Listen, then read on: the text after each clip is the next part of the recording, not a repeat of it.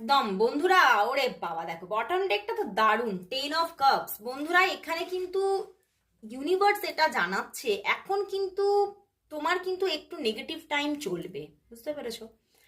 হতে পারে তুমি তোমার মনে হবে যে সময়টা থেকে আমি কখন বেরোবো।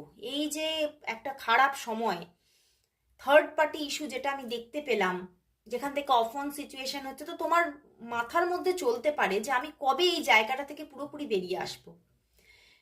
কিন্তু এই জায়গাটা থেকে তুমি বেরোবে। 5-5 এর কম্বিনেশন এসে গেছে, তো একটা বিগ চেঞ্জ আসতে চলেছে, বুঝতে পেরেছো? এবং মাঝে মাঝেই এখন রিডিং এর মধ্যে আমি দেখতে পাচ্ছি 5-5 এর কম্বিনেশন আসছে। তো আসছে একটা বিগ চেঞ্জ, তোমরা কিন্তু দেখতে পাবে খুব তাড়াতাড়ি আসছে। মোটামুটি 5 মান্থের মধ্যে তুমি কিছু না কিছু চেঞ্জেস তো দেখবেই। হিল হবে কিন্তু 5 মান্থের মধ্যে, এই পজিশনটা হিল হবে, কিন্তু 5 মান্থ তো লাগবেই লাগবে। এবং সত্যি একটা হিলিং টাইমিং আসছে। দেখো 10 অফ কাপস, তো একটা রিইউনিয়ন। অনেকের ক্ষেত্রে যারা ম্যারেজ করতে চাইছো তাদের জন্য ম্যারেজ হতে চলেছে। একটা ডিভাইন কিন্তু এখানে একটা ব্যালেন্স তৈরি করতে চলেছে খুব তাড়াতাড়ি।